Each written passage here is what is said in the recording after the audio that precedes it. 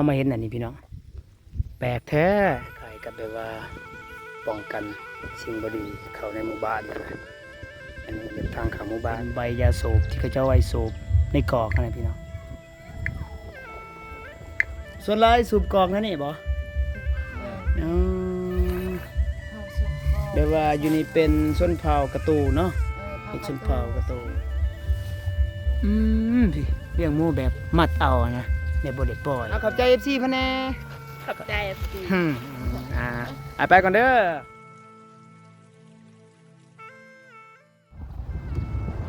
สบายดีท่านผู้ชมสบายดี FC ทุกท่านเด้อพี่น้องเนาะมื้อนี้เบาเล่ก็มีโอกาสพี่น้องสิเดินทางเข้าไปหมู่บ้านกันดอนเนาะไปเบิ่งโดนแล้วบ่ได้ไปพี่น้องเฮิงเนาะก็มีเสื้อผ้าแน่เสื้อผ้าจากเสียปู่เนาะทางจังหวัดโคราชพี่น้องมาจากทางฝั่งไทยมีเสื้อผ้ามีหยังเฮาก็บ่หลายอยู่พี่น้องเนาะประมาณ 4-5 ถุงสิเข้าไปถ่ายวัฒนธรรมบ้านเพิ่นแล้วก็เพิ่นเขาเจ้าแบบทุกอย่างเขาสิช่วยเหลือเล็กน้อยเนาะพี่น้องเท่าที่มีเนาะบางทีมีโอกาสที่ได้ไปหาน้องดานำน้องดาที่เบาเล่เคยถ่ายคลิปมายอดวิวดีพี่น้องเนาะบ่ฮู้ว่าเพิ่นอยู่หรือบ่เนาะนี่เส้นทางยังเป็นทางแดงอยู่พี่น้องไปฝากติดตามเด้อทุกคนระหว่างการเดินทางเฮามาเห็นอันนี้พี่น้องแปลกแท้ยามกลางคืนนี่เพื่อนี่บ่กล้าขี่รถมาพี่น้องเนาะร้อนเบิ่งเป็นหุ่นเนาะน่าจะเป็นแบบอันนี้แบบว่าบ่เละบ่กล้าเข้าน่าจะเป็นแบบว่าคนตายหรือว่าแนวใดก็บ่ฮู้เนาะเบิ่งสังเกตเบิ่งพี่น้องเป็นหุ่นผู้หญิงเนาะทางเข้าบ้านกันดอนนี่แหละพี่น้องเป็นความเชื่อถือของชนเผ่าเขาเจ้าเนาะบางทีอาจจะกันผีหรือว่าแนวใดเฮาก็บ่ฮู้เนาะพี่น้องเฮาจะบ่ถ่ายลายให้ทุกคนเบิ่งพี่ตะยานเป็นหุ่น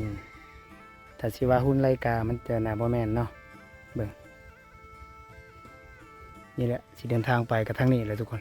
ยังแข็งแรงอยู่เพราะว่าฝนมันตกบ่ทันลายปานใดเนาะบางกระดอนกับพูนอยู่ตีนผู้พุ่นเลยไปบ้านนี้เข้าไปนี่พี่น้องมาเบิ่งอีกบ่อนหนึงนี่โอ้วิทยาได้นี่เบิ่งเป็นทางเข้าหมู่บ้านก็จะเห็นในมีแบบใส่หมวกน้ำนะเป็นชนเผ่าแปลกพี่น้องกันเห็นนี่แล้วก็ยังยานยังร้อนเลยโอ้มันมีความหมายอย่างนอนนี่เนาะมีทางนี้นำเบื้องหนึ่ง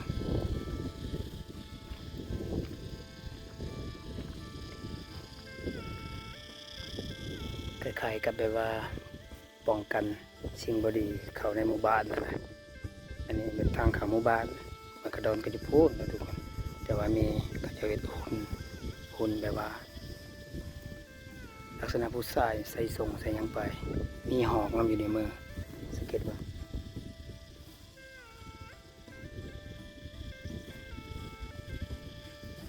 แปลกพี่น้องแปลกตา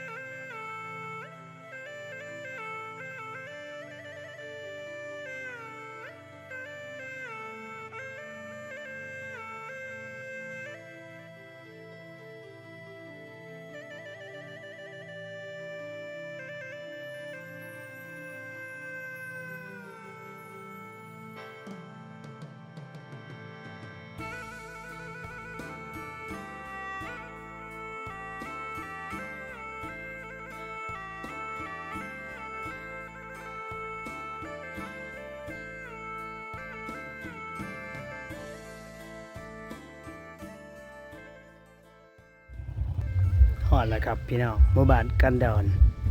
เป็นบ้านวัฒนธรรมทางชนบทลาวใต้กับชนเผ่ากะโตสวยงามหมองนี้เป็นหมองที่เขาเจ้าอดีตของประเพณีของเขาเจ้านะพี่น้องนี่มาเบิ่งหืดนี่เป็นใบยาสูบที่เขาเจ้าไว้สูบในกอกนะพี่น้องนี่คือใบยาสูบเนาะหรือว่าทางภาษาเขาจะเจอว่าหืดพี่น้องหืดนี่คือแบบว่ายาสูบนะ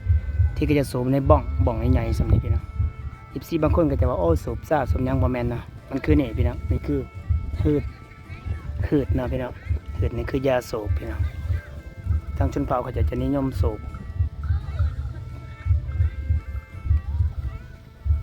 เขามาเธอได้ก็มักตัวนี้แหละพี่น้องเป็นแบบว่าสวยงามมันนะ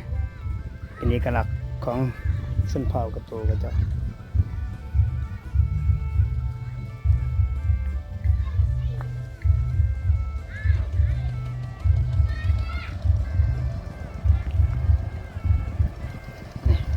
ขี่รถดีแท็กไปสวนเอาอย่างเท่เลยทุกคน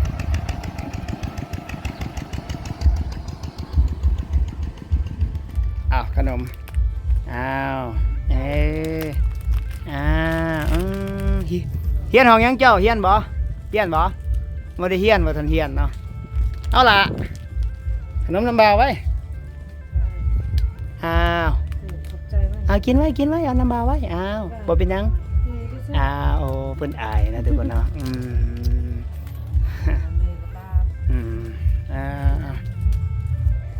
นี่อยู่นี่เพิ่นขายอันนี้ขายข้าวปุ้นเนาะพี่น้องเฮาแวะเติมพลังก่อนกินข้าวปุ้นอยู่ทางบ้านกระดอนมีข้าวปุ้นพี่น้องเพื่อถ่ายคลิปต่อในหมู่บ้านเดี๋ยวสิแจกเสื้อผ้านะพี่น้องเนาะขออนุญาตกินข้าวกันเด้อทุกคนอันนี้ก็เป็นกวนพี่น้องเบิ่งเป็นศาลากวนถือว่าสุดยอดเลยพี่น้องงามหลายนะหมักเป็นกวนสำคัญอันนี้ทุกคนทางบ้านเพิ่น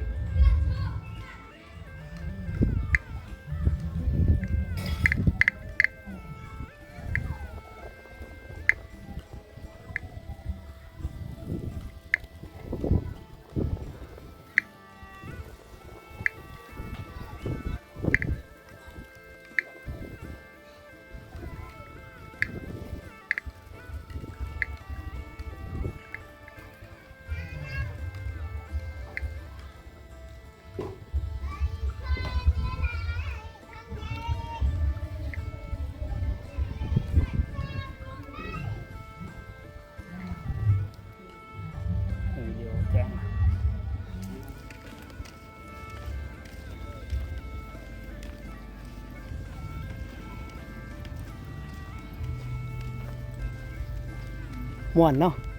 ม่วนบ้านเขาม่วนบ่ม่วนพี่น้องเขาจะได้เห็นเป็นแบบกวนศาลากวนนะพี่น้องเขาจะเห็นอันนี้นำเป็นศาลากวนพี่น้องถือว่าสุดยอดแหละสุดยอดหลายเนาะสุดยอดทางชนเผ่าทางลาวไต่แต่ผู้คนบ่สู้เห็นพี่น้องเพราะว่าเขาเจ้าไปน่าจะไปให้ไปสวนนะนี่มาทางนี้มาบ้านเรือนเขาเจ้าสะอาดพี่น้องสะอาดงามสวยงามหลายแบบเบิ่งเดินพี่น้องสะอาดดีเฮ็ดหยังเอาเสื้อผ้าบ่เอาบ่เสื้อผ้าเสื้อให้เอานี่พี่น้องเป็นหมู่บ้านแบบสะอาดเนาะบ้านเพิ่นม่วนเนาะหมู่บ้านนี่เนาะส่วนหลายสูบกองนั่นนี่บ่เดี๋ยวว่าอยู่นี่เป็นชนเผ่ากะตูเนาะเป็นชนเผ่ากะตูสูบคู่มือได้บ่หรือว่าสมมุติเฮาอดสูบได้บ่ได้เป็นยังสูบแต่ว่าอยากสูบก็ไปสูบอยากสูบก็นี้เวลาเฮ็ดเวียกนี่ว่างเลยเนาะ เวลาเฮ็ดที่อยากมัน โอ้พี่ว่า เสื้อผ้า อยู่นี่บ่ยา ยาใส่นี่เนาะทุกคนมีเสื้อผ้ามาจากจังหวัดโคราชเนาะทางฝั่งไทยพุ่นแหละของเสียปู่โศกเจริญทรัพย์เนาะก็ได้มาเดินทางมาบ้านกันดอนเอามาให้เพื่อนพี่น้องทั้งบ้านกันดอนที่เข้าประตูเล็กน้อยเอาไหมใครแม่ใส่บ่ได้ก็ให้ลูกสาวเด้อส่วนหลายเป็นเสื้อแบบผู้สาวหั่นนะเสื้อเป็นเสื้อผู้สาวใจกับใจ ขอบใจพี่จ้า บัดนี้เป็นทางไปหุ่นไปก่อนเด้อเอาไปแจกเรื่อยๆแจกเรื่อยๆนี่บ้านเพิ่นแบบสุดยอดนะพี่น้องเฮาเลาะมาแจกเครื่องเป็นเสื้อผ้าพี่น้องเล็กน้อยแจกแบบเรื่อยๆถือมาบ่หลายเสื้อผ้าของเสียปู่เพิ่นได้มาให้เบาเล่เนาะเอามาแจกอยู่ทางบ้านกันดอนบ้านนี่ม่วนเลยว่าบ่ม่วนเย็นพี่น้องแบบบ้านใหญ่หมู่บ้านเขาเจ้าเนาะใหญ่เย็นพี่น้องปลูกมันแหละนะจะมันปลูกมันส่วนหลายนี่เบิ่งมีมันมีหยังเขาจะปลูกเขาจะตากกันนะโอ้ผู้คนก็บ่สู้อยู่เฮือนเนาะ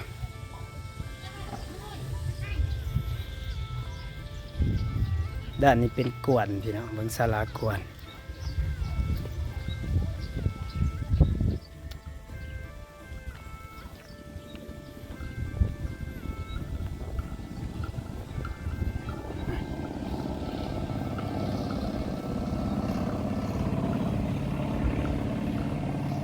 เครื่องเขามีบ่หลายพี่น้องประมาณ2 ถุงถือมาแต่เขาบ่ได้ให้เป็นโตเนาะเอาให้เบิดเลยเดี๋ยวคลิปหน้าเขาสิไปให้ทางหมู่บ้านได้ก็ฝากติดตามเบาเล่เด้อนี่ก็เดินทางมาใกล้เติบพี่น้องฮ้อนทางบ้านเขาจ้ะฮ้อนเนาะ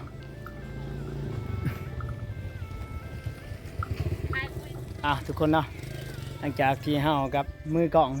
มือใหม่มือกล่องใหม่เบาเล่พี่น้องเดินทางมาชนบทเนาะแจกของแล้วแหละพี่น้องเขาก็จะได้เดินทางกลับเนาะกับฝากติดตามเบาเล่เด้อให้กำลังใจเนาะอันนี้เป็นมือกองไม้หนาก็ยังโหดน้อยนึงพี่น้องเบิ่ง